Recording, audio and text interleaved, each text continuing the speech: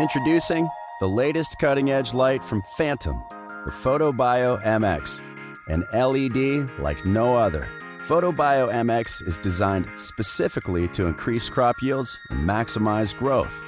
This 680-watt fixture delivers 15% more light to your canopy while using 35% less power versus DEs.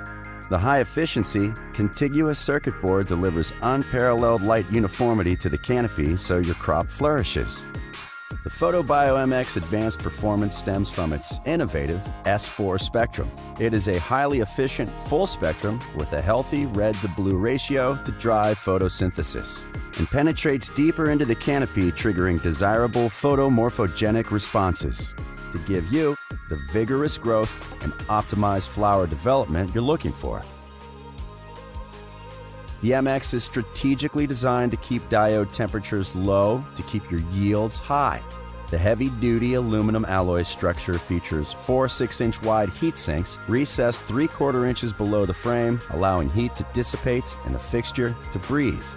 It's that kind of thoughtful design, backed by extensive testing, that results in a high-performance fixture with rock-solid reliability. The PhotoBio MX is a slim-profiled fixture with a remote-capable driver, providing flexibility that not all LED fixtures have, so you can customize it to fit your situation and goals. And mounting the driver below the fixture leaves ample space to get more vertical plant growth. The PhotoBio MX LED provides high durability and increased flexibility to address your growing needs. It's rated IP65, lab verified to be liquid and dust resistant, creating a more dependable fixture.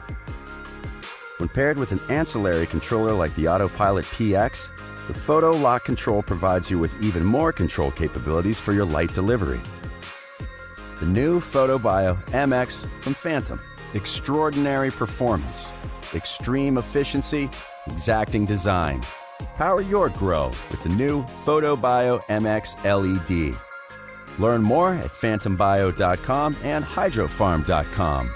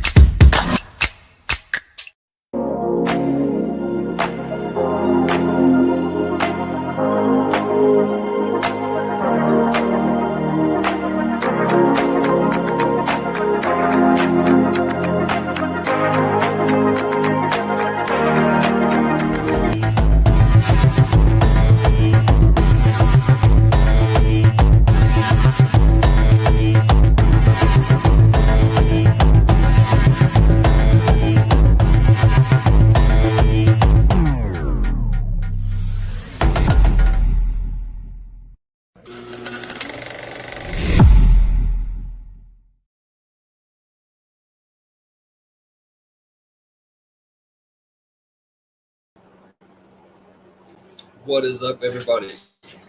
Welcome to Talk It Out Tuesday. I'm your host, Chris Fisher, aka Purple Hairs Gardens. I hope everybody can hear me okay. I look bright as shit on this camera right now with this light.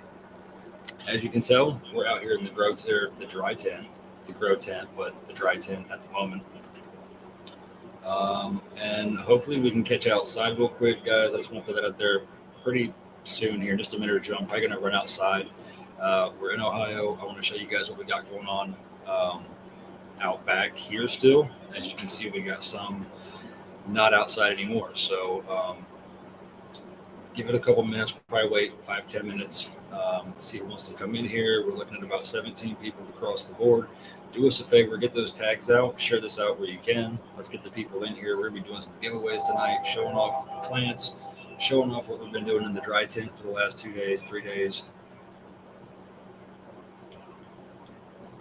Nancy Davis said, "Hey, I would like to pay my winnings forward to the winner of tonight."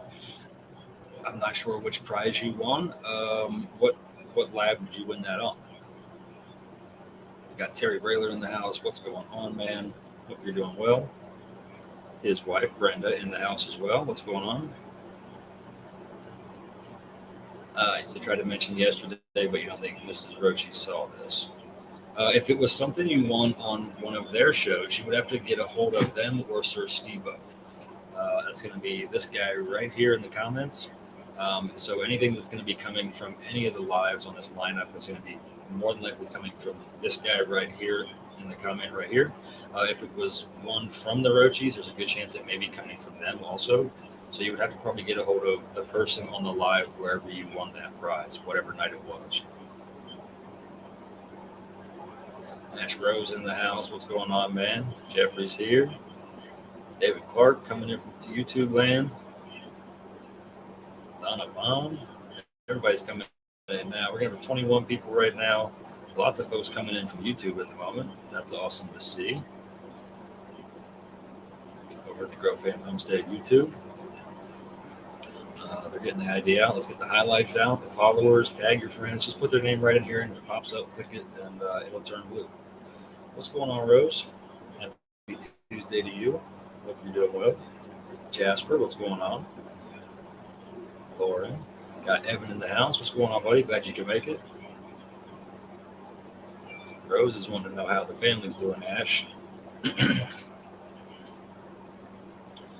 You guys can't hear the echo in the background, can you? I've got the 10 cam set up, but I just don't have it on the screen right now. I can hear myself in it. All right, looks like Ash said Nancy Davis looks like they're going to take care of it. So Ash is involved. It will get taken care of.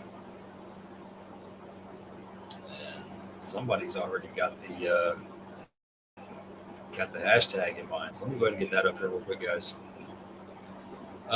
So I don't think I forgot. I'm not sure if I got an answer. My phone's been behind me for about 30 minutes after I asked the question. But I'm going to go ahead and do 2 giveaways tonight, guys, because I skipped last week. I'm going to have to pull it up on the calendar there to double check what it is. I think last week was a t-shirt, and this week is a Dreadful box, if I'm not mistaken. Crystal Southerly in the house. What's going on? Kylie's here, watching from inside with the kiddo. Judith in the house. What's going on? Thank you. Peace Tree in the house. All right. So, guys, it's been a busy couple of days. I was supposed to actually be out of here Monday, headed back up to Michigan, but the schedule did not work out. I'm still here. I thought I was going to come home and just over the weekend in 1 or 2 days attack this tent and get all of this dried material down, ran through the trim bag and into the grove bags, and then get everything that's outside cut and hung. I don't know why I thought I would be able to get all of that done in 2 days, but I highly overestimated how much was here, or underestimated how much was actually here. Another bad part was the OG Kush was the first 2 chains when I walked in the tent. So in that plant, it's not a huge yielder, so like you're not going to get big, fat, heavy coals on the tops. There was a lot of like popcorn nugs. I think I could have topped half of that plant off and left most of it out there for another week without any issues of bud rot or the rain damaging anything from the other week. But nothing so far. Nothing has been rotten. I haven't had any issues from what the hurricane did to us. Outside plants, there's still a couple. I actually lost a whole branch of the blueberry to bud rot. By the time I got back home to find it, it was just a loss. A couple spots on the blueberries, so I've been, just due diligence out there trying to pluck that stuff off and keep it away as much as I can until I get this tent down or this tent emptied and then that stuff cut down. So I'm just checking it every day, going back over it again to make sure I don't have any new bud rot kicking in anywhere. If I do, it's just a matter of clipping it off and throwing it away. I don't use it for. There's no reason to keep it. It's dead. It's hazardous if you try to smoke it. David Clark, what's going on, man? To ask what we got hanging, a little bit of everything, man. So I was just getting into. I've ran through the OG Kush already. I'll kind of show you guys that here in a minute. I'm going to kind of run through my process that I do with my trimming. I'll tell you right now up front, I do not hand trim anything. Side story, a few years ago, I almost quit growing, period, because I didn't want to have to trim the flower that I grew until I came across this dope little thing sitting behind me. Put me on full screen so you guys can see me a little better and get the comment out of the way. So this little nifty bag sitting right here behind me is the trim bag. You can find them on Amazon, I believe. I believe you can go right to their website, trimbag.com. I'm not sponsored in any way by these guys. I don't get paid to talk about their product. I just am such a passionate fan of that product that it has changed my life completely when it comes to this stage of growing. I don't have the patience. My anxiety is too high. I've got at 40 early onset arthritis happening in my hands because of my years of construction and working on cars. The tedious trimming and snipping of those little leaves with the little scissors are not for me. I'm sorry, I was just catching up. I'm trying to read a comment here. So the trim bag behind me has been a lifesaver when it comes to the trimming. This stuff, as you know, I cut down about a week ago. It was out back here in Ohio. Hung it in the tent. Got the AC kicking in here with the dehumidifiers. Brought the temps to 60, 65. And, it fluctuated a bit in between that range. And then the humidity was about a 60, 65. And it eventually came down to the 50. Rode out at 50% relative humidity for a day or two. I came home and made the judgment call that it was at the point to where I could go ahead and start taking it down off the branches, off the chains. Then we put it into the trim bag right from there. There's some product in there right now that I've just been cleaning up. It's the fighter grease from Tarantula Genetics. Really nice looking bud. I'm really impressed with that. But again, that's just going to go in the trim bag. There's a process we do to shake that, and it knocks all the dead leaves off. And there is no hand trimming. The best part about that is there's no hand trimming. The worst thing you got to do is go through, check the buds as you go through the bag, and just kind of flip off those crow's feet. I'll show you that stuff here in just a second. But yeah, so far I've ran through the OG Kush. I'm just moving into the fighter grease. We've got Mighty Grape coming up next. We've got 2 short chains of that. I've got a short run of Snow Cane from 2020 Mendocino. We've got the Death Star on the next chain back from Napalm Gardens. And we've got the Kosher Kush all the way in the back chain that I'm almost to. So I've got 1, 2, 3 rows before I'm to that last chain. And there's just a whole lot hanging there. So I can actually go ahead and pull this up for you guys and show you actually a different angle of what's sitting off to my side here. So you can see me right here. That's what you're looking at to my left. That's a 10 by 10 tent. That's probably 5 by 10 of it. Yeah, right about the halfway mark. Where I'm sitting right now was all the way full of the OG Kush and the fighter grease. So I had to get this clear so I could even make the room to get in here for this lab tonight. Let me catch up on some comments real quick. I've seen some questions coming in that I want to get to. Thank you, Michael, for coming in. He's saying looks great, man. Cliff's in the house. What's going on, bud? Yeah, I don't think anybody's a real big fan of trimming. I know some people that love that tedious work. I just cannot do it. Yeah, so the trim bag, I seen another question in here. It looks like Chelsea was asking how much did the trim bag run? So I bought mine actually at a closeout sale here locally where a grocery store was going out of business. I picked mine up for about 250, I think.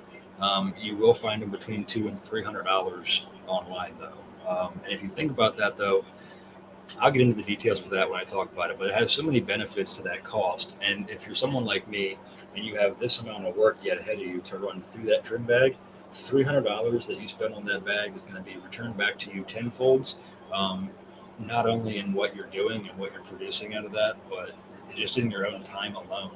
Think about how many hours or days or weeks it would take me to sit here and trim all of this with a Harvest More trim bit and a pair of scissors in my hand.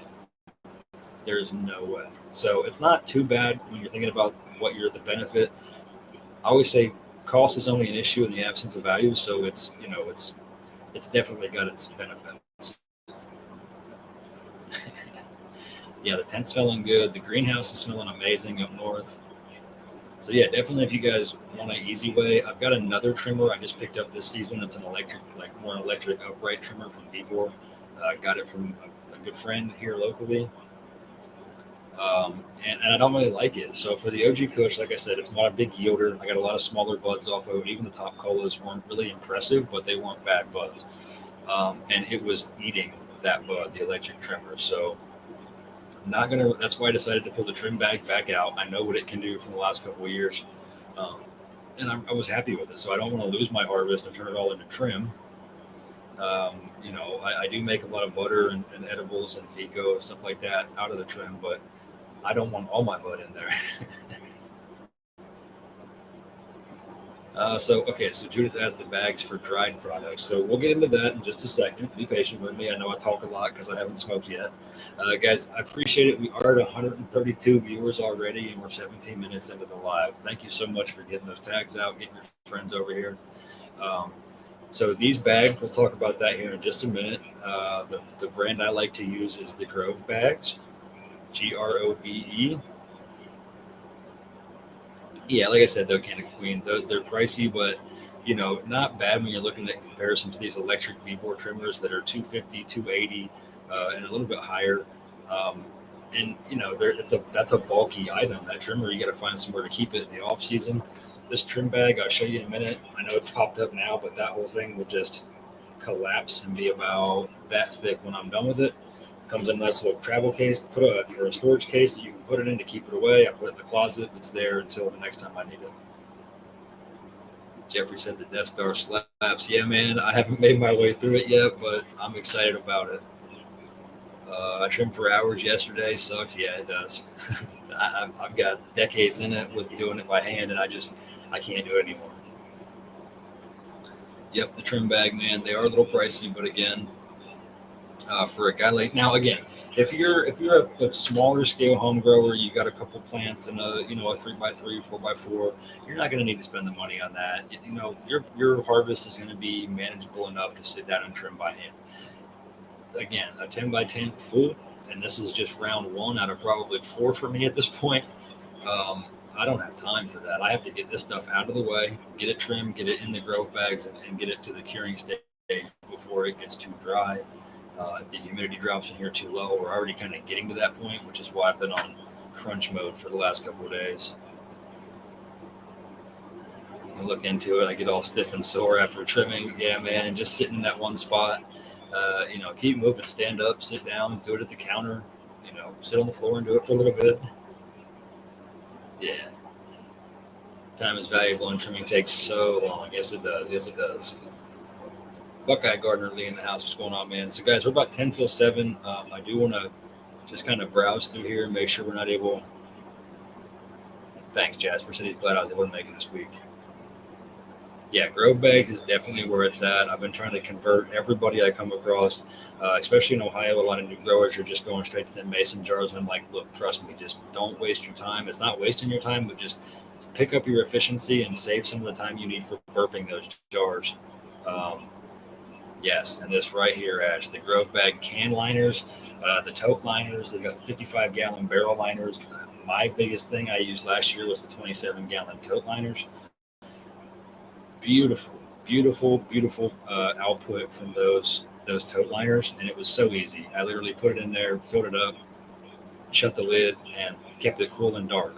And actually, I just took the last of that blueberry muffin that was in that tote liner out 3 days ago from last year's harvest. I still had some left in there, about an inch thick in the bottom. It wasn't anything big and great. It was just a lot of smaller lowers. Um, but when I popped that lid, a year later, it still smelled like day 3 of the cure. That's amazing. So, definitely even with the bags where you can keep them heat sealed, the triple lock seal in that, definitely have long term storage with those. As long as it's dark and cool and everything, those environmental points are met. What's going on, Waylon? Thanks for coming in, tuning in from the X side of things. Guys, don't forget we are on all those other platforms, Rumble, X, YouTube, and, Facebook. But, maybe a time where Facebook, it's been around a while. We may start phasing out of there. Thanks, Jeffrey. Seriously impressive haul. Me too. It would say my house. I don't care. It's if you guys are in that area, please be safe. I feel really bad for the people that are down in the hurricane storm areas. Here in Ohio, we got hit with it last week. Lightly, just heavy rain for a day and a lot of rain, but nothing compared to what they're getting down there. Yeah, definitely. All right, so guys, let's. I'm going to actually pull down me for just a second, and I'm going to grab the cam on the phone behind me, and I want to get outside before it gets dark here in Ohio because it's doing that a whole lot earlier nowadays. And the moisture percentage should be in a dried bud. So, I mean, if you're talking about the inner, like inside the bud, I'll be honest with you, I don't know. In the bags, like through the curing process, you want to maintain that 50-55% humidity all the way through that. So, the moisture content inside the bud is something that would be pretty difficult to check unless you had a tester that could do that. But for a hygrometer to be inside your jars, if you're using them, you can even drop a hygrometer, the little gauge that tells you the relative humidity, in with the Grove bag, and you can look right through the little clear window on the front of the bag and make sure visually that it's right where you want it to be.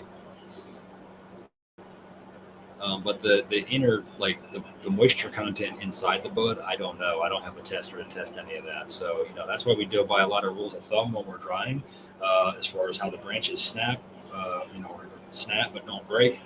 And then that tells you a lot about how much moisture is left inside that plant. These fan leaves right here, you can hear them probably. They're brittle. They're crumbling off of there. I can grab the plant and just start plucking the fan leaves off. No problem. Definitely dry enough, and there's just a couple factors I look at just by overall feeling it, removing some of those leaves and getting in there to the bud and checking it.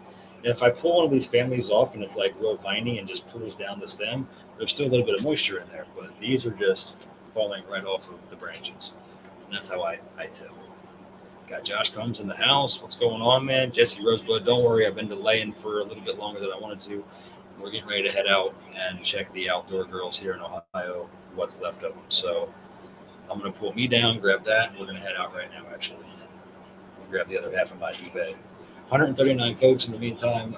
Go ahead, if you haven't yet, hit that like button, hit the share, tag all your friends, and also let me get me out of here. We'll get outside.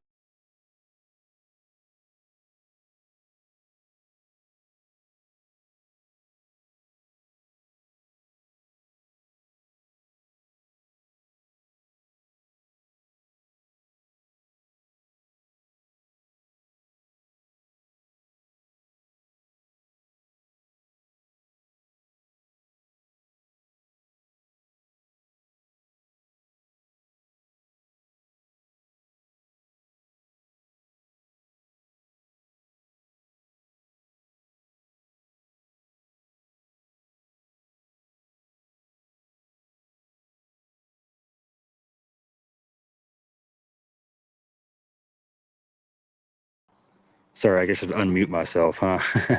So this is the kosher kush, guys. You can see right here where last week I cut the top, the main, pretty much everything all the way around this plant. That was all the way up here, and left this lower stuff because it wasn't going to be affected by the the storm as much. But guys, I'm 6'3", so if you can imagine how big my hand is, that is one of the top colas, or the lower colas left on that OG Kush, or Kosher Kush. And that's what we have yet to take down. It's my neighbor's dog barking at me. She's a big baby. So yeah, that's that Kosher Kush right there. Josh Combs, while you're here, homie, here's what's left of my Mighty Grape. She's been topped. All of this came down off of her, but I still got to go through and pluck out some bad stuff on it. Still got some pretty decent colas left to come out of it.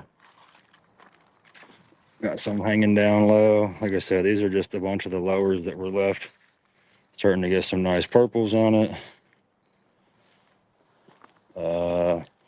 Here is what's left of the fighter grease. And guys, this stuff has just gotten humongous. I'm just a fan of how this turned out. This whole plant had just massive colas on it. And again, that's what I'm cleaning up right now. I'm trimming up now. The other tarantula genetics here, the violent monkey. And guys, if you can, I wish you could feel this, but take a peek. Look at this density right here.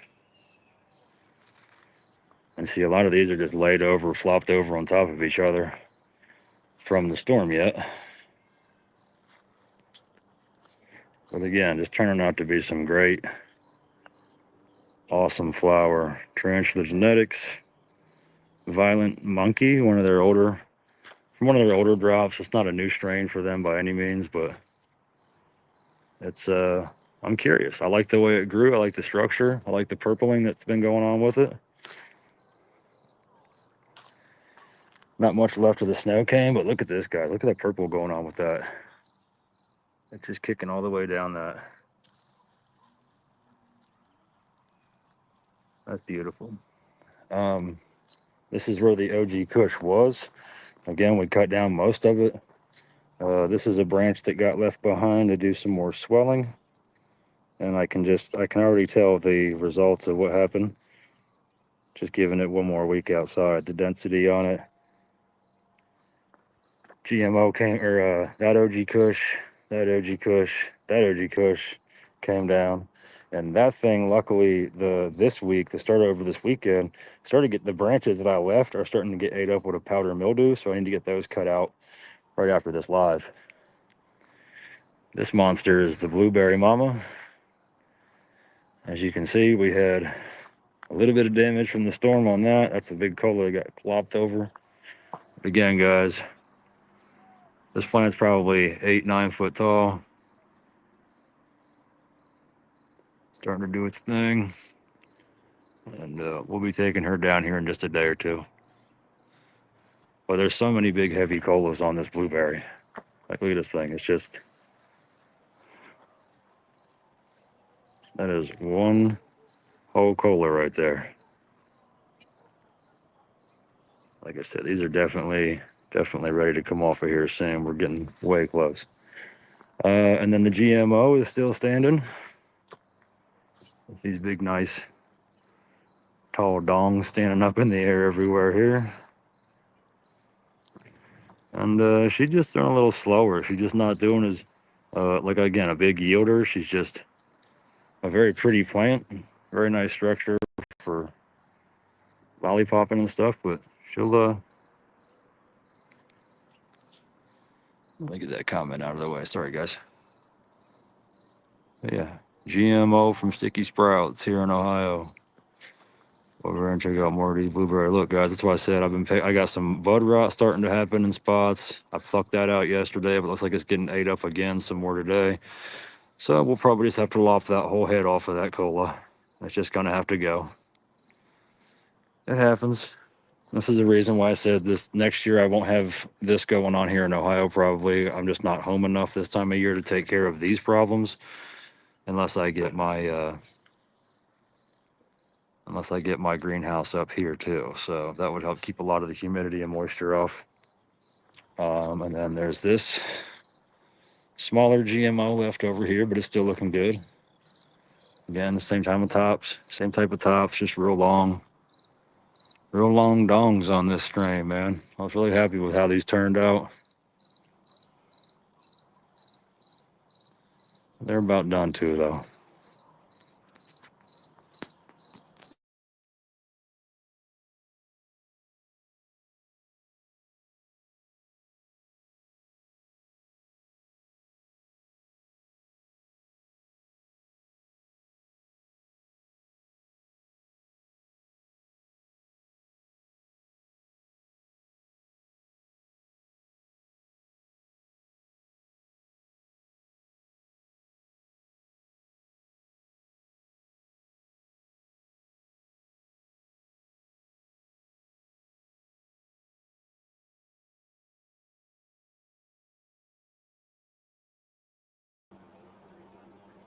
And we'll bring you back. Sorry, with the squelch in your ears. I don't know why my camera just clicked out on me. I got a phone call. Damn robot dialers got me. But now that the 10 cam's not coming back up, so that's all right. We don't need it. We'll just close that out and get it out of there. We catch up on some comments. Can you guys hear me now? Is everything okay with the sound? It's still playing in my phone for some reason.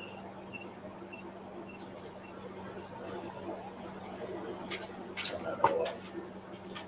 Anywho's. Yeah, no, it's just complications with technology. My fault, guys. Oh, yeah, appreciate all the comments, guys. I'm just going to roll through here real quick. Yeah, they're pretty heavy. Timothy Stevens, they're so heavy they're falling over. Yeah, they get big and heavy out there. That's why the staking, the supporting, tying up is all very important. I wish I could stuff those up my nose. So no, man, really not any. Had a minor aphid issue up north early in the flower or early in the season, but nothing really since flower, man. I was able to get it treated. Michigan right now is just covered. Everything's covered in ladybugs. It's that time of the year for them up there, I believe. And they're just everywhere. The larvae, all stages of life of the ladybugs. What's going on? Jane Hopkins in the house. What's going on? Todd Sire. What's going on? John Wigman in the house. What's going on, man? I appreciate that, Ash. So yeah, guys, I'm still at it. I'm still chugging along, man. It's been a very busy, stressful year, but it's almost done. Thank God it's almost done. Guys, we're at 141 viewers, 77 reactions. If you're coming in, you haven't hit it already, give me that thumbs up, the heart, the love me, hate me, whatever. Just hit one of those reactions down there for me, please. Josh Combs said, I'm going to need one of those Trop Cherry cuts. Got any other Sticky Sprouts moms or clones? I don't at the moment, man. I've still got the Trop Cherry. I had to get rid of everything else, though. Just I didn't have the time. I had a little bit of a mite issue in the tent here somehow. I don't know how that happened, but I just decided to take everything out of there. But the Trop Cherry, she's not really affected like the other ones were. I had some kosher kush cuts, and I had a napalm GMO in there, and I had a sticky GMO in there, but I just put them outside. Let the cold weather kill the bugs, and if the plants survive, I'll try to rinse them down later if I can. If not, no big loss. I'll get a hold of them some other time and get some more.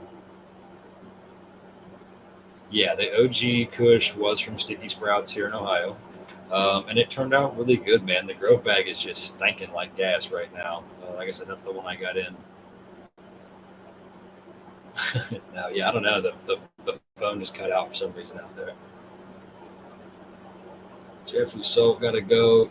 Yeah, guys, we're going to go ahead and spin. Let me get this back up here on this mode real quick for this giveaway. This is going to be for the t-shirt from Grow Fam Homestead. This was going to be for last week's, I believe. Yeah, this is for last week's giveaway. And we're just going to kind of play catch up, and then we'll pop up another hashtag here in a second. Yeah, I've still got the ones I just showed you out there. So the violet monkey, the blueberry, and the 2 GMOs. That's 4 plants here. And then I've still got all 24 up north to get down as well. I'm hoping by the time I get up there tomorrow night, the blueberry muffins, the purple Urkel, I know a bunch of the snow canes that should be ready to go by now. Yeah, he does. Napalm's got some fire, man. If you guys, again, if you don't remember, make sure you check out Napalm Gardens on Instagram. He's got that drop going on right now since the first, that Death Star drop. He's got a lot of Death Star crosses he's got available. Hit him up on Facebook, Instagram, wherever you can. But I think he's pushing more to get you over on Instagram to follow him there. So check him out. Give him a follow. Get your hands on some good, solid Death Star crosses. All right, let's spin this one, guys. Again, this is going to be for, we got 50 people. We got 150 people watching, but only 50 entries on the giveaway. So if you came in and you did do it, maybe do it again. Try it one more time. Here he is right here in the comments, guys. John Wegman is who you're looking for. Facebook or Instagram, he says.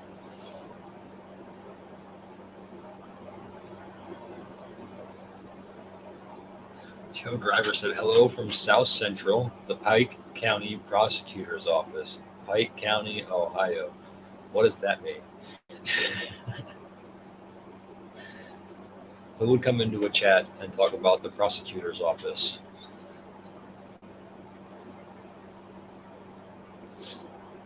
I'll wait. No problem, John. Love giving you a shout out anytime I can, man. You got the snowblower beans. I got some of those from 2020, man. I just haven't popped them yet. I need to.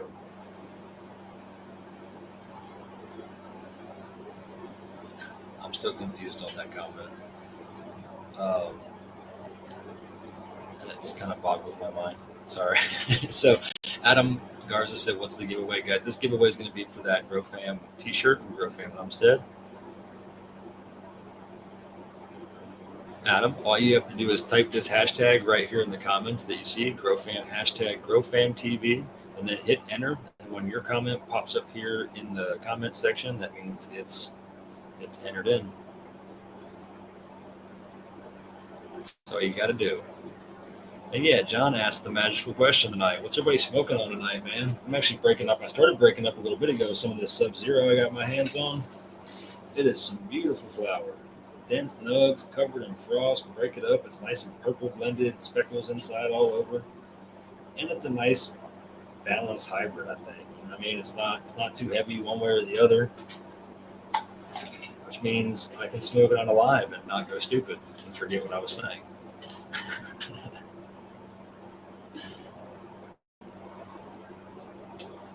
Do the hashtag giveaway for GrowFam. I'll throw in a 6-pack of my latest drop.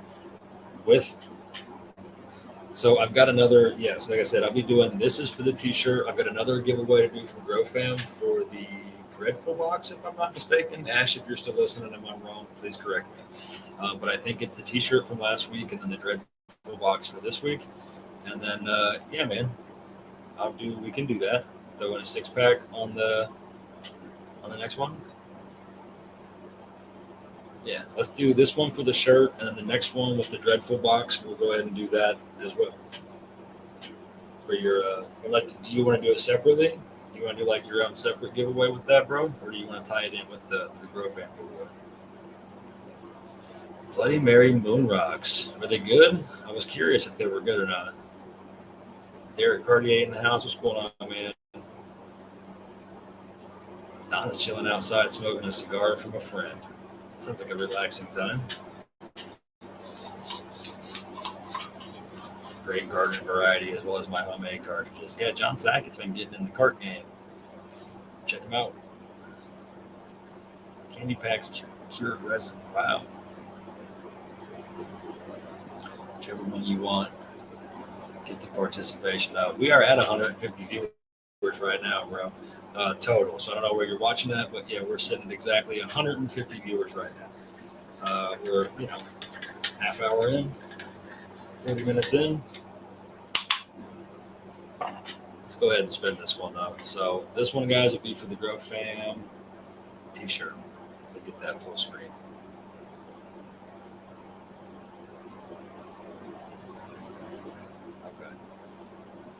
So yeah, we'll do it tied in with the next giveaway, John. Let's get this comment out of the way, and then here we go, guys. Good luck. If you haven't got it in, get about 5 seconds to put that hashtag in real quick. 3, 2, 1. Good luck, everybody. Who's it gonna be? Who's gonna get their hands on a dope Grow Fam t-shirt? Terry, man, couldn't think of a better winner. That's awesome. Are you still here, Terry? I know you are. I don't even gotta ask. I know you're still here. Or just for verification reasons, come on up in the chat.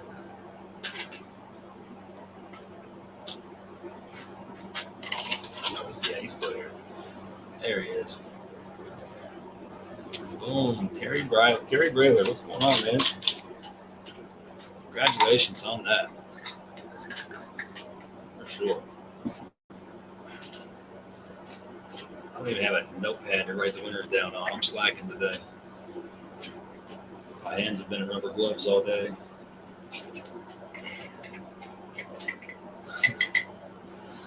Coming to you from the Sticky Finger Lounge, as we call it. All right. So, yeah. Congratulations, Terry. You're in trim jail too, bro? I'm sorry. Gotta get one of these trim bags, man. I'm telling you, go check them out. Again, I know they're a little pricey. There it is. Josh Combs said they're the MVP giveaway. I think one of them worked for StreamYard. Now, if they work for StreamYard, we'd probably be getting better deals on the package. Christopher Oz White said he's in trim jail as well. These comments are just jumping everywhere. Griff with the lights in the house. Thanks for stopping by. Panine panine with notes of sour diesel lemon. Oh wow. I don't know what you're talking about, but those sound amazing. So man, right now, like I said, I want to get this giveaway up here in just a second for the next one. I think this is for the Dreadful box for this week's giveaway. And then I'm going to kind of give you guys a rundown on how I've been doing my trimming. Show you what I use, the different products I'm using, the process. And that'll probably be how we wrap up the last half hour here. So first and foremost, I got to get this comb packed, guys. Give me just 1 second. Again, I'm packing up some of my Sub-Zero I just got a hold of. I really like it. It's actually a nice strength. I've never had it. I know John Wegman had that as an option, I believe. His lineup for a hot minute. I don't know if he still does, but I slept on that one, bro. I should have had you send me a couple of them cuts. I love finger hash, my favorite part of the process. Yeah, man, it's been crazy. Even with rubber gloves on, I'm finding it's still getting I'll get a tear or something in my thumb and not notice it for a minute, and it just goes. It just goes through the glove somehow. John Sackett, Terry won the Grow Fam t-shirt from our last week's giveaway that we didn't do because I wasn't here. But I appreciate you, bro, taking down those notes for me. And if you could just shoot those to me right after the live. Thank you so much, bro. Let's get this one. Reset real quick.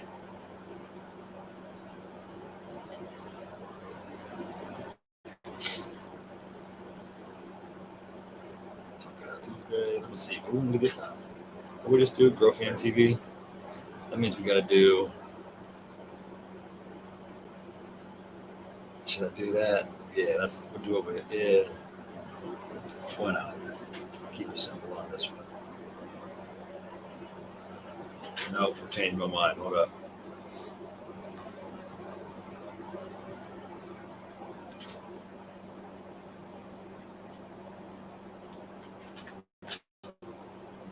Sorry, guys. I'm running off. Last night was the first night I got more than 3 or 4 hours of sleep in a couple of days. I'm well rested, but my brain's just not quite caught up with me yet.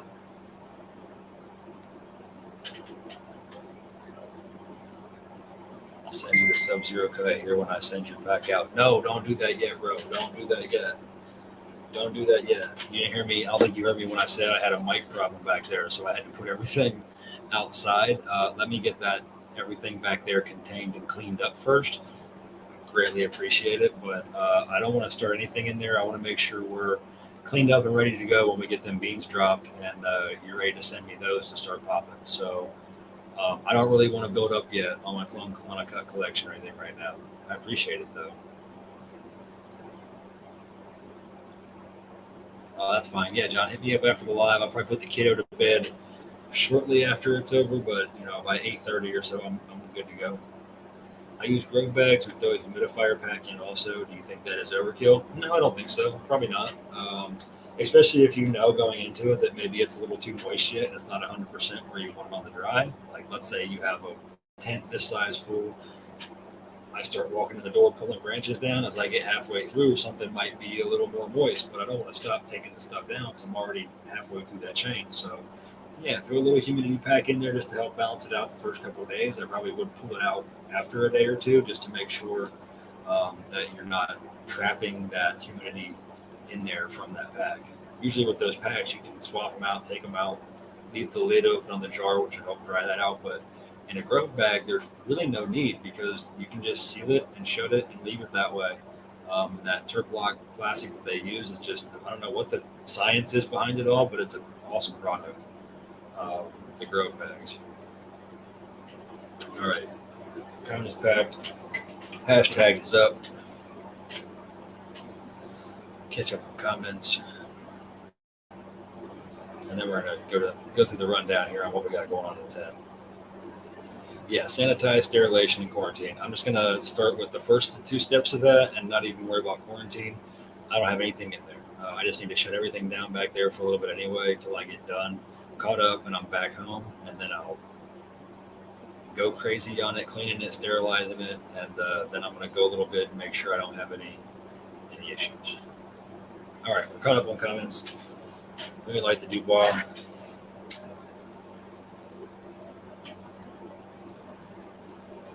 And then, guys, remember, I don't have gloves on right now because it's very difficult to type, smoke, do all this stuff with the gloves on. Usually I would have my gloves on. Just right now, I'm not going to have them. So I want to go over real quick a couple products that I do use in this process. We've already talked real briefly about the trim bags sitting behind me. And as a real quick note, guys, I'm not going to be really paying attention to the comments too much, but if I see a question pop up, I will stop and we'll get to that. So a couple things that I do. Again, I'm in a 10x10 AC Infinity tent, grow tent, and I just pop this bad boy up in my garage because I have the space. You can go to Home Depot, Lowe's, Amazon, anywhere. Order you this plastic chain. It comes in yellow, comes in white, comes in black.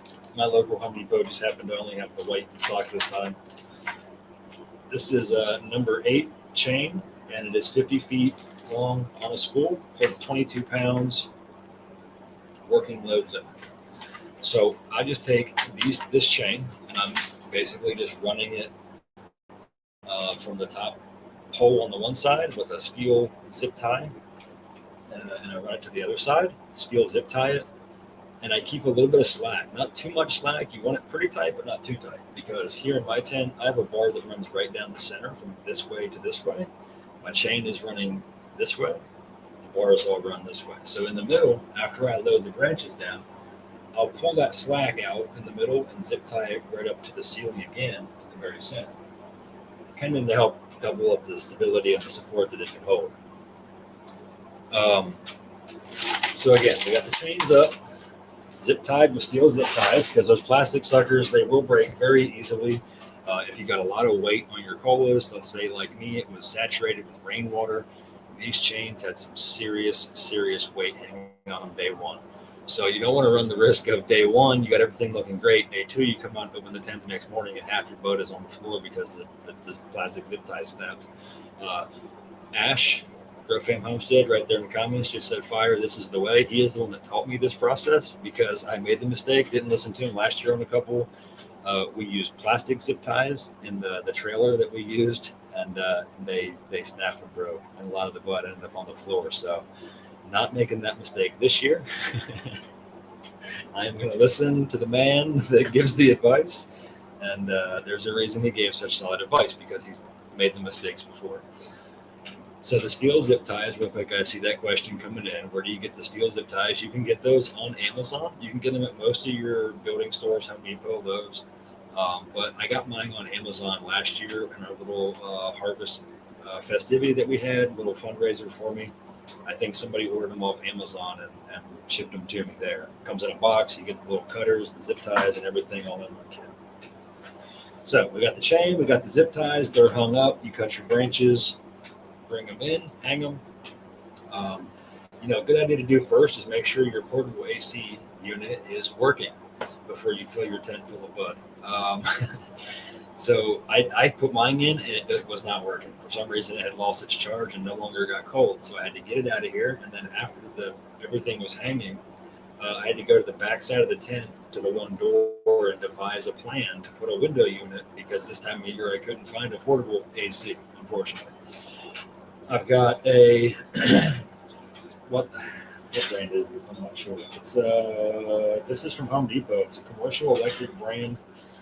I'll take the camera down for just a second. It's a commercial electric brand, just for fan. Right? See, if it's like this, you can send it any direction you want. Here's a 3-speed fan. 0, 3, 2, 1. Pretty confident. But again, I got this bad boy at Home Depot. I usually like to have 2 of these in here set on 1, the speed of 1, so it's not too much airflow, but there is constant airflow heading in multiple directions. Let's go back here for just a second. Back here, dehumidifier number 1, dehumidifier number 2. Both of those dehumidifiers, the hoses for the drain run directly out of that port. Right outside of that corner of that tent is my back door to go outside that we just walked out of to go check the garden. And those hoses run right outside and are on a constant drain when these things are running. Right now, we are at the 50% humidity range right now, and it actually dips a little lower during the day. So we don't need these right now. That's just telling me there is no more humidity left that we need to remove out of here. It's just doing its job with the exhaust fans and the AC running over there to help keep it cool. Oh yeah, I forgot to show you. Here is my devised idea for an AC unit in here this year. I will let you know that is a piece of styrofoam that came with the AC unit, blocking that hole, or that's a door that will open back there, and that's a clipboard blocking that one. And the pink legs are because that's a table that belongs to my daughter and has Mickey Mouse painted on the other side of it. And that is upside down, sitting in a 5-gallon bucket with a tray under it that leads to another tub behind it to catch the condensation runoff out of the back of the AC. Because usually that bad boy is sticking out of a window, and all that water just drips outside on the ground. So you don't want to just stick it out the tent and turn it on, because that water is going to run all over your floor. I had to do what I had to do. That's not my preferred method there. That's not what I would have came up with, just like, hey, let's do this. I was in a bind. I was in a hurry. I was out of space, out of time, and I had to get it done so I could get back to Michigan. But it works. It works great. It's 60 degrees in here right now. It's chilly. I had to have my hat on last night because when the temperature dropped outside, it got really cold in here. So again, we got the machinery in here running.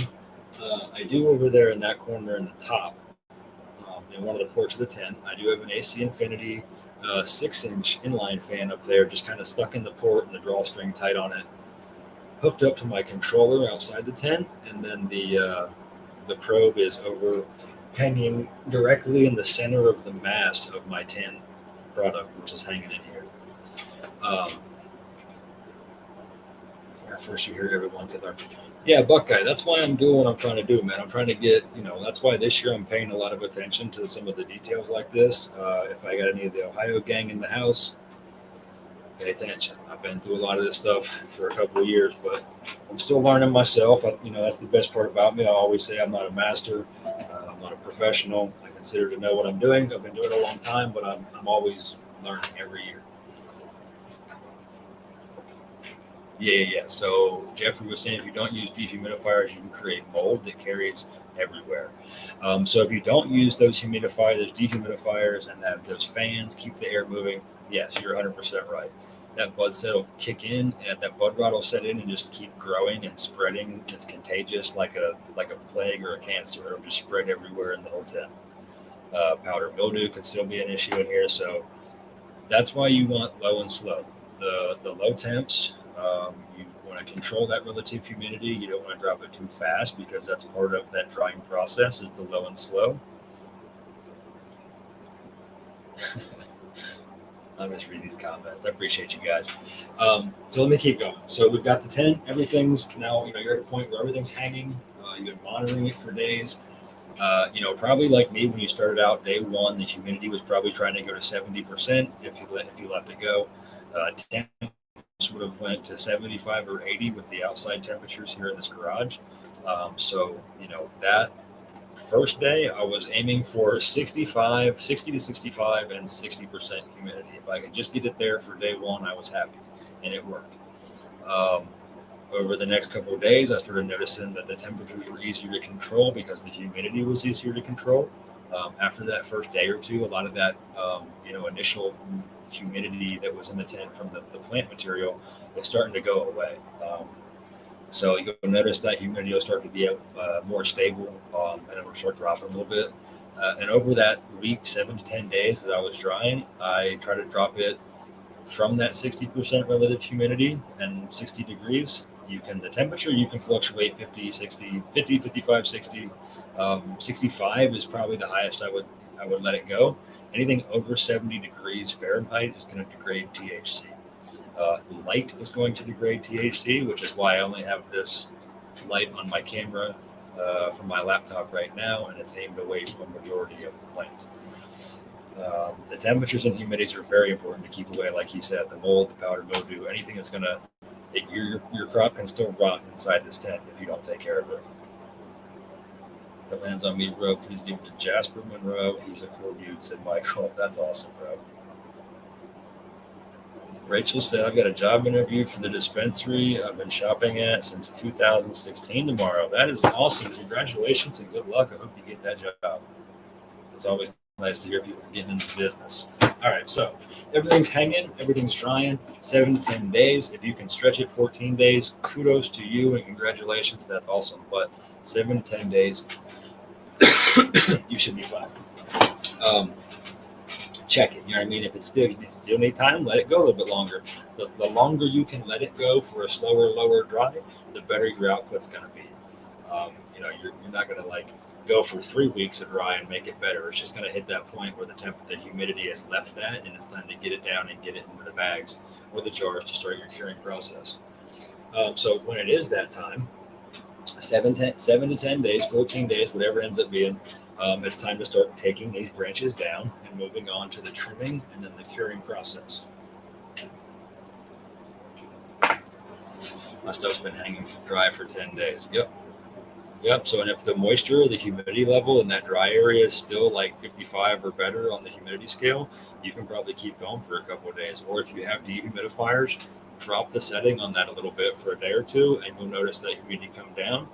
Ride that out for another 2 days, drop it down again. You might just be in a little higher humidity area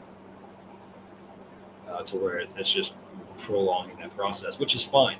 There is, like I said, 14 days, probably ready to come down after that if you reach that point. So again, they come down, and what I do is a real simple process. Let me move over here to the trim bag real quick before I get to that. I also use a Harvest More trim bin. You guys have seen these. You may own one.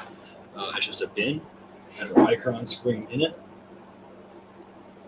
and a collection bin for your keef at the bottom. And you can see I've already been doing a good job on 2 rounds of the trim bag dumped into this top one, and then sifted around just for a couple minutes, and you accumulate a nice collection in the bottom. These things to me are priority. Detrimental. Should have 1 or 2 of these in your arsenal when it comes time to trimming and harvesting. I would love to own 3 more of these if I could. These are going to be essential. You want to get this on deck and have it ready to go. It's also going to come, your trim bin is going to come with one of these. Just a little brush It makes collecting that pollen, keef, whatever you want to call it, in the bottom of that trim bin much easier. You can use this. It does lose the hairs every now and again, and you'll catch a hair or two in your keef jar when you're trying to collect it inside of something like this. You may notice you'll get hair inside of it. You can also use a credit card, a gift card, an old hotel key if you got it laying around, anything. Just make sure it's nice and clean before you use it. Appreciate all the comments, guys. Let's say we got some happy trim bin users out there. So again, that is going to be setting aside. One thing you can do is I'll take that trim bin, set it up somewhere, and as I'm in here, I'll just start snipping branches off and laying them in there to move them out of the tent to a more comfortable position. But this year, I'm just sitting here doing it all. But if you want to set that aside, and then you're going to pull out your trim bag. Now, this is just the case that this thing comes in, right? It's just a nice storage case. It's got a little bag in the back for any of your scissors, anything like that. Another thing you're going to keep in the back of that pocket is some of this hemp oil from trim bag. And what that's for is to lubricate the zipper on both sides of the trim bag. You're going to get a lot of keef buildup, flower, plant material buildup in that zipper. This is 100% hemp oil, multi-purpose lube that you can use to lubricate that zipper and not worry about it being a chemical or some off product getting mixed in with your keef or your product while you're trimming it and harvesting it. So 100% hemp oil, if you want to use that ever for any kind of a natural lubricant. And I'll show you how to do that here in just a minute. So you get your trim bag out. And here it is. It is collapsible. I can't really do it all the way because it does have product in it, and I do have the zipper shut. So I did just lubricate the zipper so it opens pretty easy. But watch this. It's about halfway shut right there, but it's just collapsible. You can store it that way. When you open it back up, it just pops up like that. Got 174 viewers in the house. I appreciate y'all coming to hang out with me. Trim bag better be. No, bro, I'm not sponsored at all by Trim Bag. I said earlier, this product has changed my life and saved my time so much that I almost feel obligated to promote it and shout it out as much as I can. Yeah, it does look like a small laundry hamper, but you guys notice this right here. This goes in a spiral all the way around, and it goes at an angle to go all the way down in one continuous motion all the way to the bottom of this trim bag, right? And that is kind of what helps support it to collapse it, open it back up, give it its side stability. But also what it does is while the product is turning around inside of this, it's hitting this little wire barrier that goes down, helping to agitate what's inside. Let me open this. Now this is the bottom, right? This is why it's so important to have that hemp oil on these zippers, because last night this thing was not moving that gently. Let's see if I can do this without making a mess. This is the bottom. So this is what, when you open the top, this would be at the bottom of your trim bag. And this is what you would lay your untrimmed product on, your flower. You would snip it off of these branches right into the trim bag, and it would start piling up down here. Again, this is the underside. So this smaller compartment down here, this is all the deeper it is right here. This is where all your trim accumulates, your trimming, your leaf, sugar leaf material, and it falls through that honeycomb plate and just collects down here on this bottom half. You set it back up like this. Oops. You can open the top up. I always kind of like these little flaps right here. They kind of pop out and magnetize to the side right here. I always kind of fold that in when I'm filling the trim bag up because it's just a lot more convenient. It's not hanging out of the way. But as you guys can see, we've already got the fighter grease in here at the moment. I don't know if it's going to show it. Oh, not very well, but it's because the light's on. I don't usually have that bright light on the camera. But this thing will hold up to 3 pounds of product. And again, I open this, and this stuff hasn't been turned yet. So if I just grab a handful and hold it up to the camera, you guys can still see a lot of leaf material on there, and there's actually just straight fan leaves in here. I'm not too picky about how I do it. When it's on a branch, I'm just kind of working my way up the branch and pulling these things off. And I chuck a lot of these initial fan leaves like this right in the trash. I've got a gigantic Home Depot bag back here that's just full of sticks, branches, and fan leaves because I don't want that extra chlorophyll in my trim material. Because I like to make butter, pico, RSO, gummies, all that stuff out of my trim material. And it's a cleaner product and you get as much of that leaf out of it as you can. Put my jars of vinegar look like that. Yeah. Like I said, you can put 3 pounds in there. This just happens to be a whole fighter grease plant in here at the moment. There was one whole 10-foot chain of it. I took it all down, branch by branch, bucked all the buds off, removed the fan leaves, threw them in the trash bag, and this is the end result. Now, there's probably roughly 2 pounds of flour in here, maybe 2.5 pounds, just from what I'm guessing, from what I get out here on a regular basis.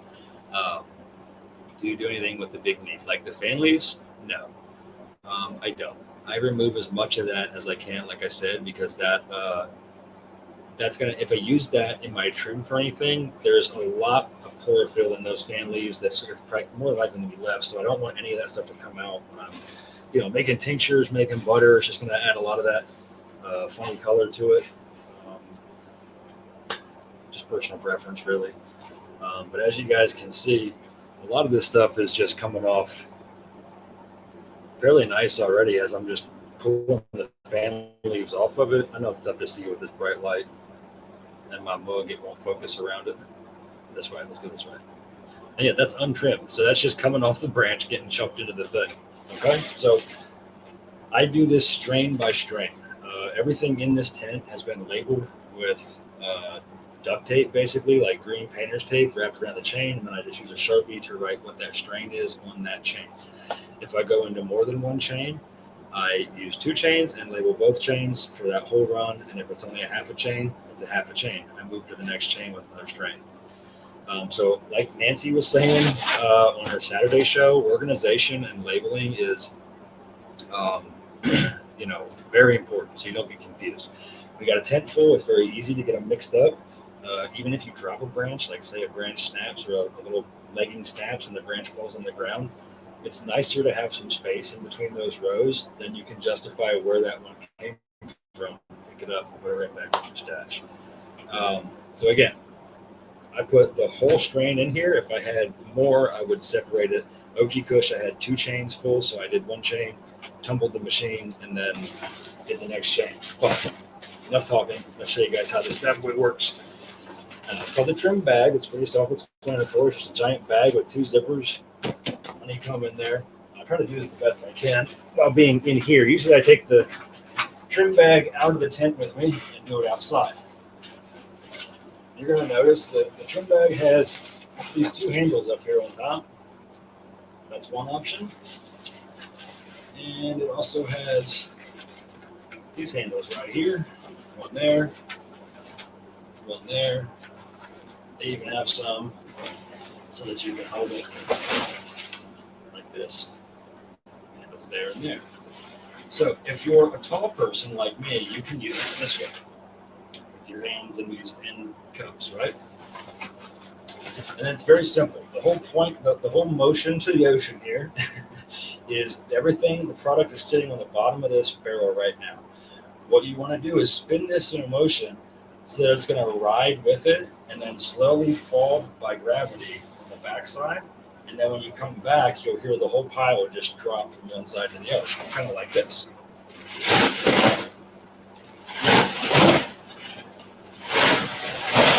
Now, what's happening is I'm not just throwing it around inside the bag.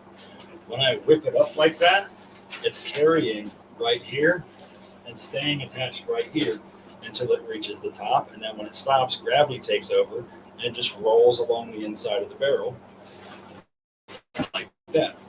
Another way you can do it is if your hands are big enough. Sometimes ladies can't do this. That's why they give them the other handles here. It makes it easier. But if you have bigger hands, you can grab these 2 straps on each end. Give it a little side hustle to move it around, and just do this.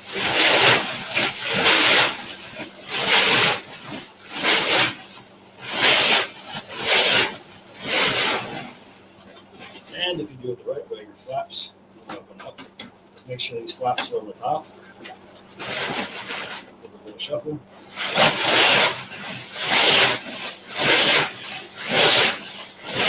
Give it some tilt. That whole pile, you guys remember, there's probably 2.5 pounds in this bag, right? So it's not going to just naturally, you got to kind of move it around a little, work it a little bit, give it a little shuffle. And I'm surprised that nobody's asked the magical question yet.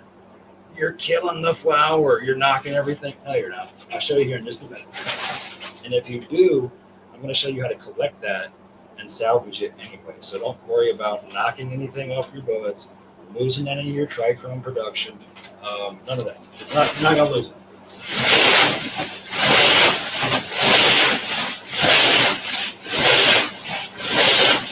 Now, the company trim bag suggests for small batches, 1/2 pound to a pound, 20 to 30 rotations, and you're probably good. If you have a lot of excessive trim that needs to come off, you have to probably empty it and spin it a few more times. This being pretty heavy, that definitely was not enough spins, but we'll go through the motions anyway real quick just to show you guys how we do it. Even if you do, open the top up and it's not done yet, the first problem is going to probably be you're way full of trim in the bottom. And there's a lot of trim that's just getting mixed up with the flour as it tumbles. So you got to empty it. So what I suggest, it's very simple. The words on the front will tell you which way is up and down, and you can feel the screen in the bottom. So you want to get it to where that little flappy pouch right here on the top, and this is your bottom. You're going to want to shake this. Trust me, you're going to want to shake this.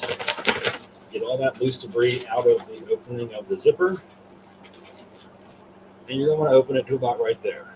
You'll notice where the frame of the trim bag is right here. Just a couple inches below this right here. Because what we're going to do next is take our handy trim bin, set it off to the side. You guys probably can't see it, but we're going to angle this bad boy down so you can hopefully. Right here's my trim bin. We got our zipper open. And now we're slowly going to rotate that little open flap that we opened up on the zipper down. You guys can already see the trim coming out of it. Let me get you guys down there a little bit farther. There we go. So we're just going to hold our same handles that we used to spin it. Open that up and just kind of give it a shake. And what you're doing right now is you're shaking all of the flour across that screen, and all this trim is just falling through that screen and coming right out the bottom. It's trim, probably some of your small little airy popcorn buds, a lot of keef. But that's just the keef that's coming off of them sugar leaves that you're knocking off the bud. So we're going to stop right there because we're not getting much more coming out. Close our zipper. It's already been oiled and lubricated before we did this. So about 3 or 4 or 5 times opening that zipper, you're probably going to want to put a few drops of that oil back on there again, or else it'll get kind of tough to move around. If you have a lot of trim in there, doesn't seem what's come out, stand it back up, give it some of that, and you'll get more trim to fall through that grate or that screen in the bottom. So let's check real quick what we get. Here we go. So guys, this is just one quick toss around on that. Right, so we have all this trim. We're in a trim bin, so we're just going to do this and move a lot of this. You want to do this flat. It'll be easier. I'm just showing you guys. And what you're doing right now is moving the trim around and knocking all the excess keef, the abundant keef that just came out with it. I wish I could show you guys. It's just a pile of it down here. And again, so if you're concerned about wasting or losing any of your keef, your trim, small buds, don't just dump it all in a bag from that bag. Dump it into a trim bin. Scratch it around a little bit. There's still plenty of what we're looking for on this. But then you get this awesome straight powder product right here. And again, take the brush.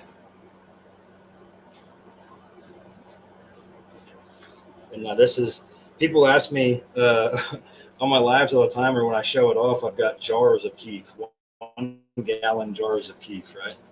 And people always ask me, man, how do you get all that keef? Right here's how I get all that keef, guys. This is all pure straight keef. What I'm going to do then is I have a mason jar. And it's just got keef in it. So as I accumulate a pile here, I'm going to kind of brush it off into the corner, just like this. And you remember when we talked about doing some canning or infusing coconut oil, and we used a green funnel on these mason jars to dump that oil into the mason jars? That guy comes in really handy right now, but I don't know where it's at. So we're just going to get this piled up in the corner as best we can. Guys, look at that. Look at that pile. And then just kind of dump her in there.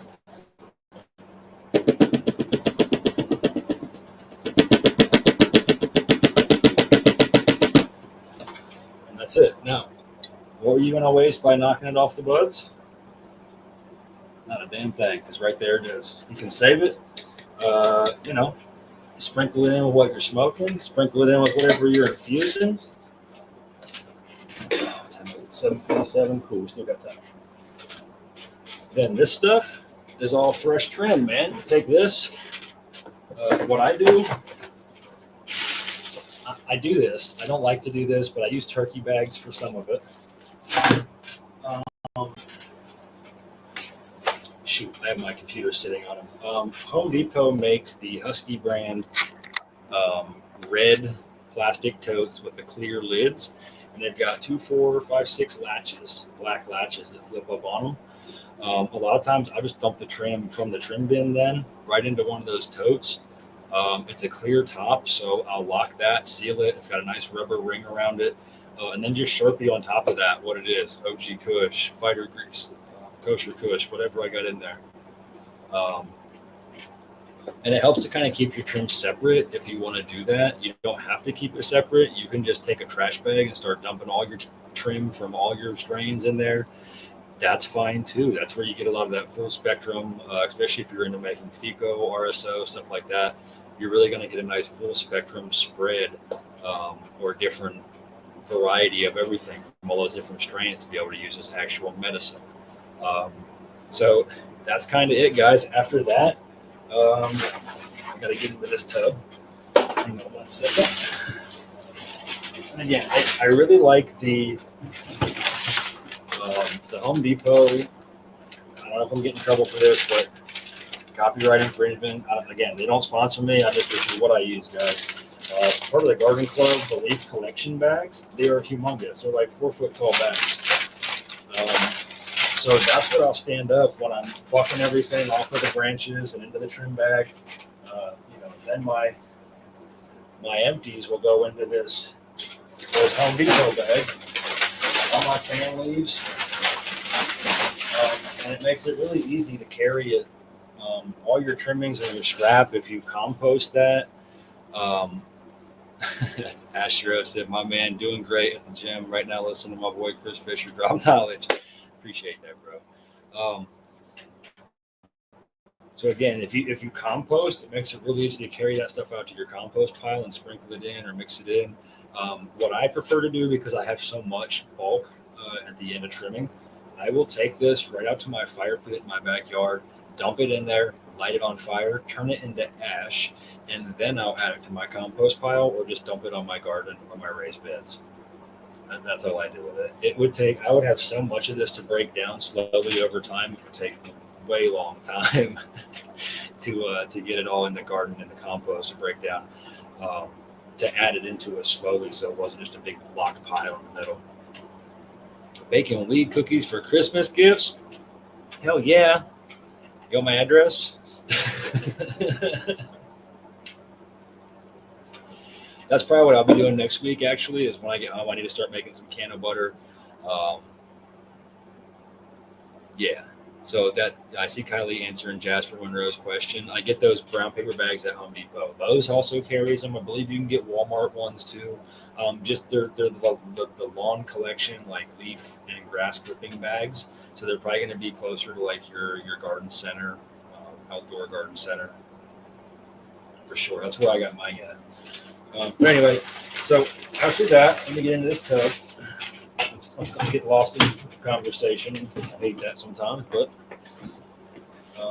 and then guys, you heard Ash talking earlier about grove bags and their barrel liners, their tote liners. Let me show you what a 27-gallon tote liner looks like from grove bags. That's a big trash bag, basically. It's just a big white.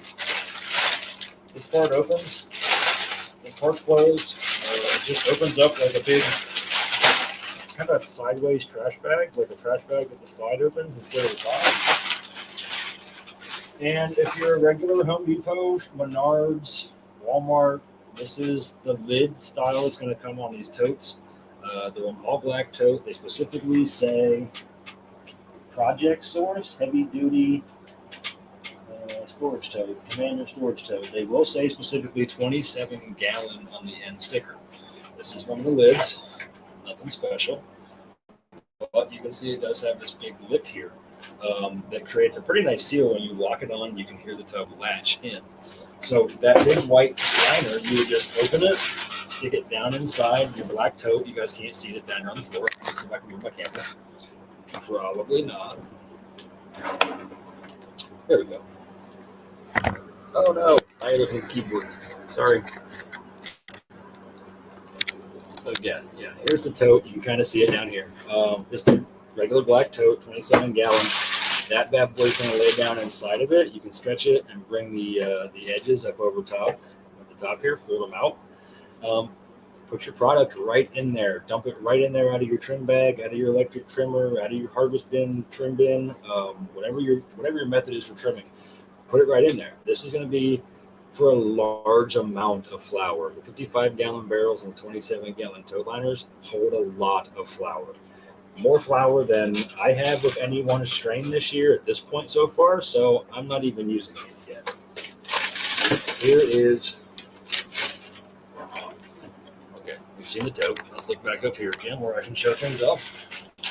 This one is the 55-gallon barrel liner.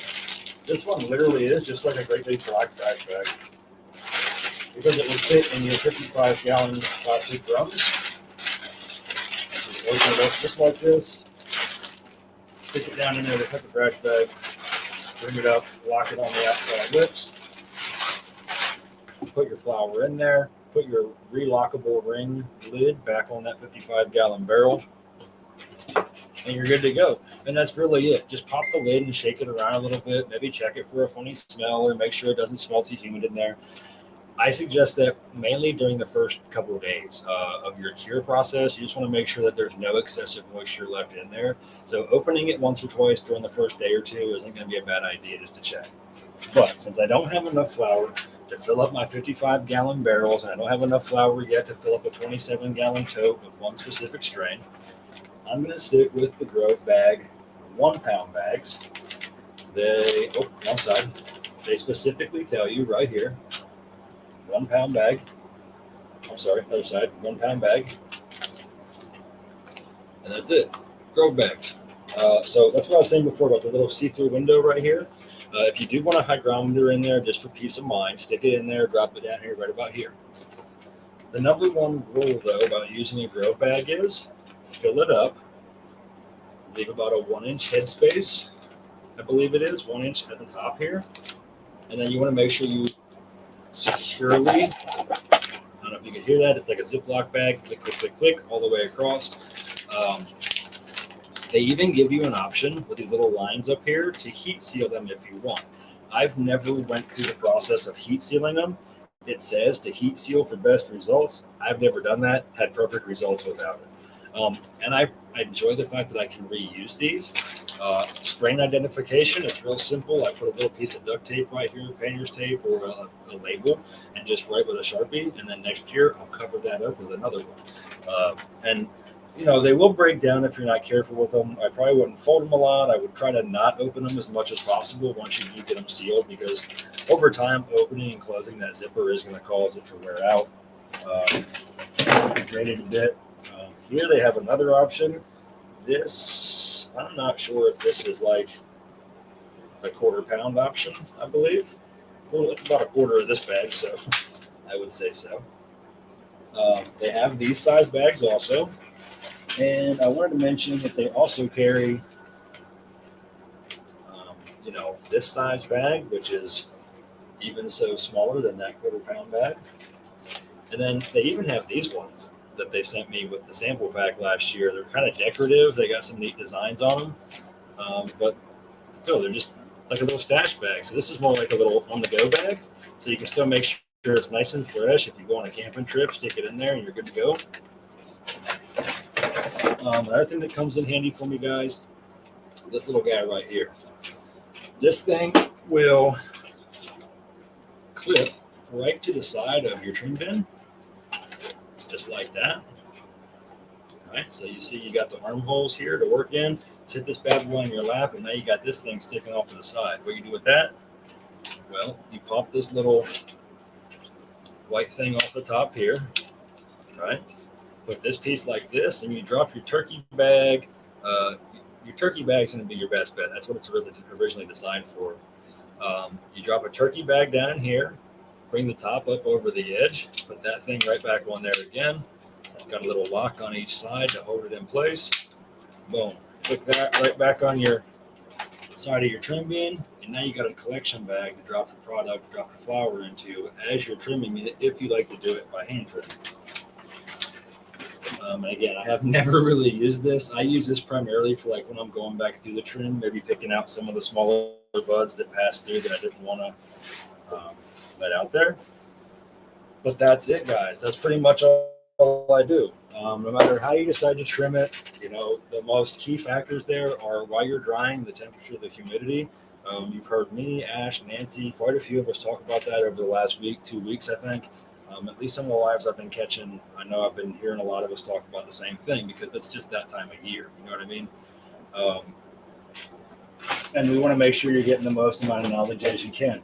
Another little funny thing I do, guys, I just found at the tubs. Let me show you. I know you guys have seen these before. This is not the actual product. This is a homemade weed brush that I made by hacking one of Kylie's out of the kitchen for the barbecues, like the baster thing. And I just cut about half the bristles off. And these things, I am telling you what, you'd be surprised. You would laugh, but I wish I could. I don't even like to have to dig out from somewhere to even show you. But basically, you would just hold the bud just like this. You would take this thing and just do this all the way around the bud with your brush, just up and down.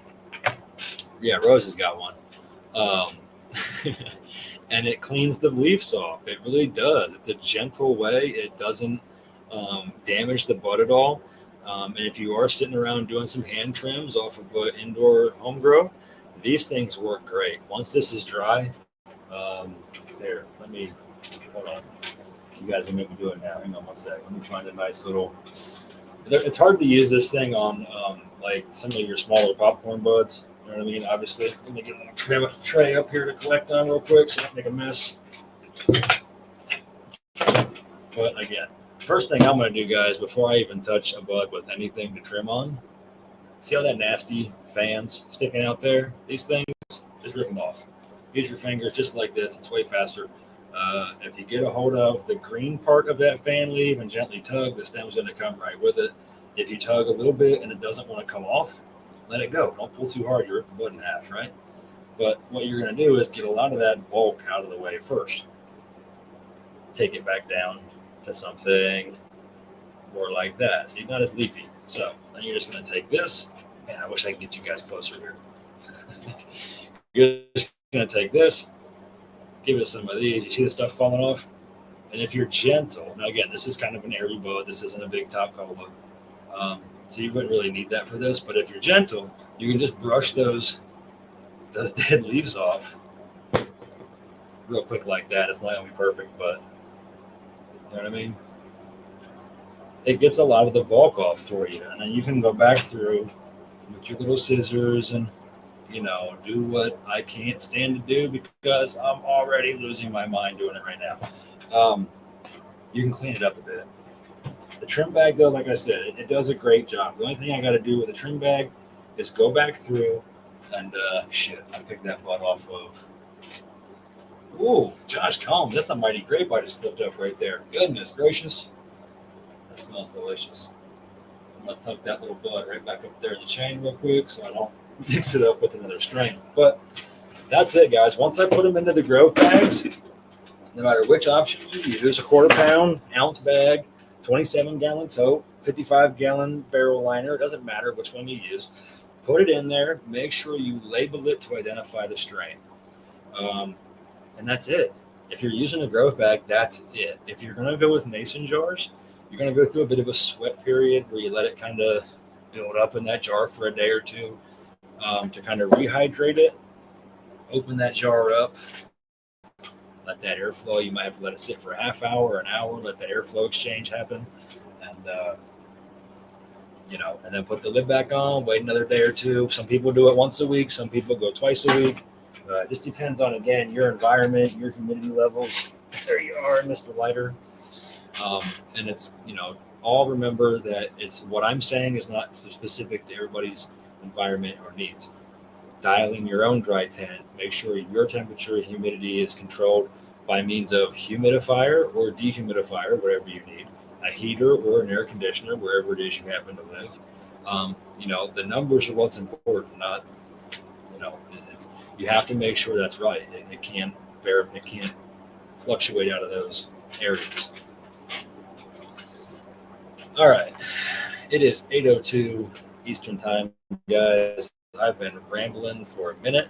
I've been trying to keep up with comments. If you asked a question and I didn't catch it, please ask it again. I'm going to be paying attention to these comments. I see a lot of awesome compliments, a lot of thank yous, a lot of appreciate yous, a lot of thanks for the knowledge in there. And I thank you guys. You guys are the reason I come on here and do this. Without going too deep down that hole, I love to teach the community what to do with this.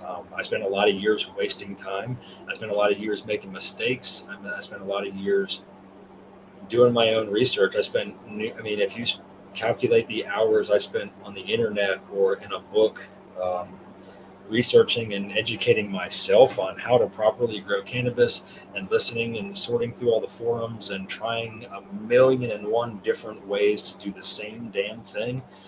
If I can save you guys that amount of time by me just showing you here on camera, like, look, this is how you do it, and look, this is my result. And if it works for you, awesome. You guys are doing it. That's exactly what I'm here for. So thank you for being here and telling me thank you, for sure. Love the rambling. We've learned so much. Thanks, Judy. All right, great show. Thank you for Wares. Thank you, Chris. Mr. Fisher, I feel like you're a teacher. Thank you, Jesse Rosebud. I enjoy it. I really do. I really enjoy just I don't it's not like it gives me an ego or anything. It doesn't blow my head up or anything. It's like I just really enjoy being able to spread that knowledge. I find it really difficult sometimes actually in person to do it. Like right now, I've had people offer to help me. Kylie was, I hate to throw that information. Kylie was upset with me the other day because she's been offering to help me. And I'm just like, no, I'm good. I got it. And I'm killing myself, right? Because I'm a one-man band and I'm exhausted doing it all. But I do struggle with that in real life, like taking the time, because like right now I'm just so crunched. I got to get it done. Mentally, I'm like, I don't have the time to teach you how to help me right now. I would just need to get it done. So, in this setting like this, I feel like it's easier for me to express and relay the information, and it kind of forces me to sit down and stop what I'm doing and explain it a little better. But hopefully I can get better at doing that in person. Rock, my brother. Thanks, man. John Sackett, the admin over the group. We did. I wanted to throw that in there real quick. I did pause. If you guys are a member of the Purple Harez Gardens group, I did pause that group the other day. It's at risk of being shut down, as well as my personal profile. I don't know why. You know what I mean? I guess Facebook doesn't like anything that I do on it. So I paused the group for 1 week. It'll be back up in a week. I'm just doing a little test run to see if that helps anything. Thanks, Javier. Okay, man. Found you, added you. Much love and respect, John Sackett. Awesome. So I did pause that. It'll be back in a week. Hopefully we can get things rolling back over there. In the meantime, what I would like to request is if you're in Purple Harez Gardens, the group, there's 1.4 thousand members over there, and I have 880 followers on my Purple Harez Gardens page. If you could, please go give me a follow at Purple Harez Gardens, the page, and not just the group. I'm trying to get a lot of the followers there, just in case my group does get shut down. I don't lose a lot of that traffic, or you guys don't lose a lot of the information that I'm trying to put out there. You can definitely get it from GrowFam TV through GrowFam Homestead and GrowFam. But I would appreciate the followers over at Purple Harez Gardens, the page, if you could. And it's just another way to contact me and stay in touch with me if you have any questions or need any assistance with anything you're doing. Rachel said, I love the GrowFam, and I know when I'm ready to get these beans popped, I've got a bunch of people I can ask questions to. Yep, absolutely. And that's it. We're a team here. We're, a lot of times you guys might notice like this week, like I said, we're talking a lot about harvest and trimming and, drying and curing. And that's just the time of year it is, you know what I mean? So that's what we're doing. And it's really easy for us to right now be able to share that with you, that process with you, that experience with you. And, if we run across anything out of the norm, like when I was outside, I was showing you guys the bud rot. I'm not scared to show you guys I got bud rot. I don't care. That's just, it happens. It's part of the process. If you get a little bud rot, cut it off, throw it away, and keep grinding, bro. Like, it's not going to affect your whole grow. It can if you don't take care of it and prevent it from happening or fixing it as it's happening. And that can be done by just simply covering your plants as far as the bud rot goes. But it happens. I'm not scared to show my mistakes. I'm not scared to show the good, bad, and the ugly of outdoor growing, at least. I know I don't do a lot of indoor growing to show off, but I feel like I do pretty well outside. So if I can help anybody learn, at least on that side of things, or pick up any knowledge on an inside scale, awesome. I'm doing what I'm here for. Appreciate you. Don't put me to sleep. I don't put you to sleep. That's good to know. All right. So guys, it is about 10 after 8. We're going to do this one more giveaway. John, Wegman, Napalm, homie, it is getting late, and I did forget totally about that I was going to do a third giveaway. So I was wanting to spin this one faster and get to yours. But if you're still here, bro, if you don't mind, I can link. Dreadful. Thanks, man. Appreciate that. And it's all because of you guys, man. Like I said, it's all because of you guys. If it wasn't for GrowFam, bringing me on and allowing me to do this, I wouldn't be able to do it. So I wouldn't even have known that this side of life existed, this whole online live thing. So John, if you're still here and can hear me, man, we can either link your giveaway to this one, or we can do it next week if you don't mind. But let me know either way. If it's cool, I'd rather kind of wait till next week. Because I've already kind of a week behind on the giveaways. So let's tack yours in for next week, bro. And we'll set aside a specific hashtag specifically for that giveaway for you. And we can spend some more time kind of promoting you on that giveaway. Yeah, now let's wait till next week. I kind of want to wait till next week on that. We did 2 today. Let's hold off. Next week, we'll just put it out there right now. Next week, we're definitely going to do, holy shit, guys, we're at 178 viewers right now. I appreciate every one of you. So, yeah, let's wait on next week. We can kind of promote Napalm a little bit more specifically that way on his own night as well, and kind of do a whole thing just for him for his giveaway. So That's what I'm going to do. So let's get this giveaway up big. Oh, bro fam, Homestead. We love you, bro. It's a pleasure to call you a colleague, friend, and brother. As to you, bro. As to you. Was that OG cut you gave me from Napalm or Sticky? That was from Sticky Sprouts, bro. I hadn't had anything from Napalm with that yet on the other than the Death Star. So yeah, that OG Kush I gave you was from Sticky Sprouts here in Ohio. All right, guys, this is gonna be for that dreadful box. We got 86 people in it for this one. You guys want them goodies, huh? You guys know what's in those dreadfully delightful goodies are. That's awesome, though.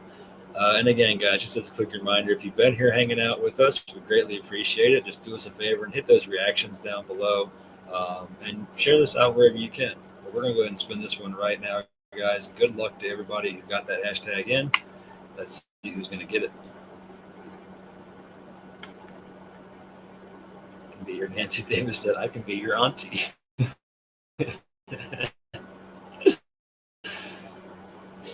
Pearl 77 coming in from YouTube land. I think that's a new one to me. I don't think I've even seen. Did I even see that name pop up in the comments? I don't know. She might not have spoke. But if you're here, come on in the comments and let us know you're still here. Pearl 77 from YouTube.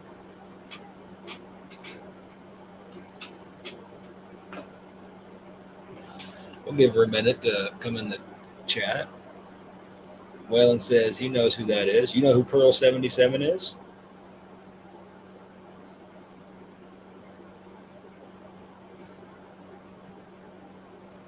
I don't see her in the chat yet. She won last night too, he said. Okay. It's Margaret. I'm Pearl. You're Pearl? Margaret Jet? Seriously? I thought you were MJ something over there. I could be wrong. I could be completely wrong, so don't get mad. I'm just talking shit. Is that really who it is, though?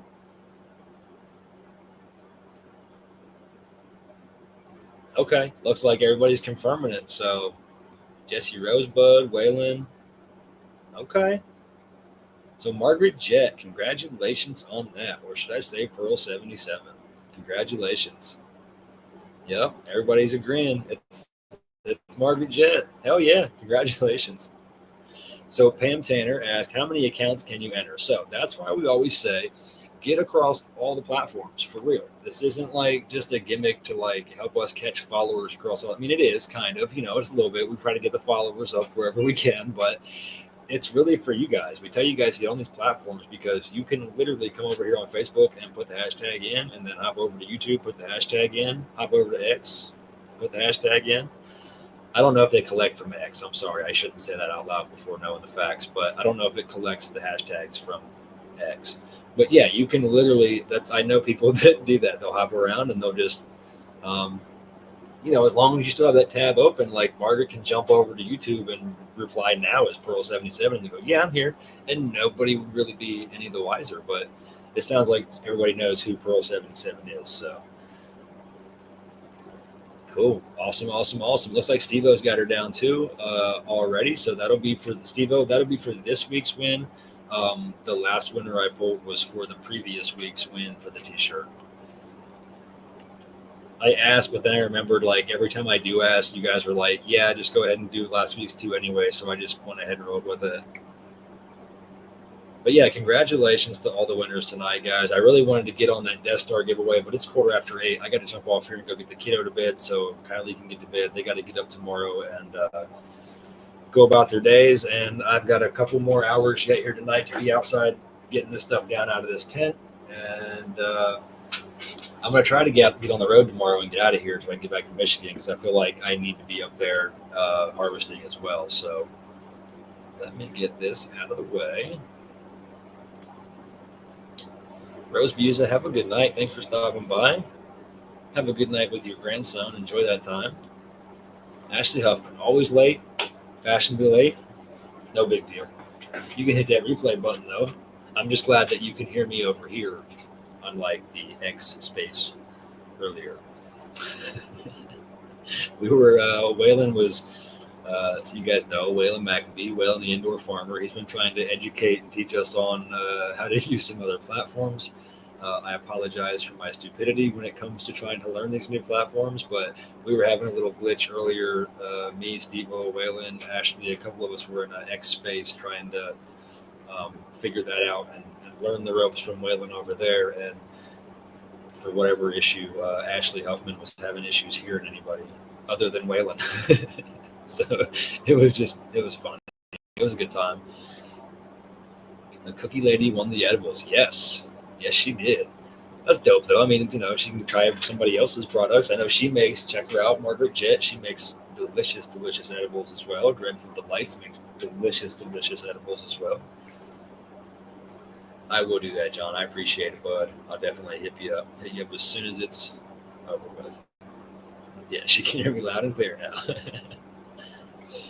Yeah, we had fun anyway. Yeah, it was a good time. Like I said, I enjoyed that because I get tired of listening to my playlist on Amazon Music or Apple Music or whatever when I'm in here working. So to switch over there, I think, and listen to some actual conversation about some topics would be pretty interesting. So, all right, guys, 8:15. We're getting out of here. We've been live for an hour and 46 minutes on the dot. So 160 viewers still hanging out with us, 116 reactions. Thank you all for hanging out, guys. Again, I appreciate everybody coming in and hanging out. I'm sorry for missing last week. I'll be back next week, same time, same place, 6:30 p.m. Eastern time. Talk It Out Tuesday, only on GrowFam TV. See you next week, guys.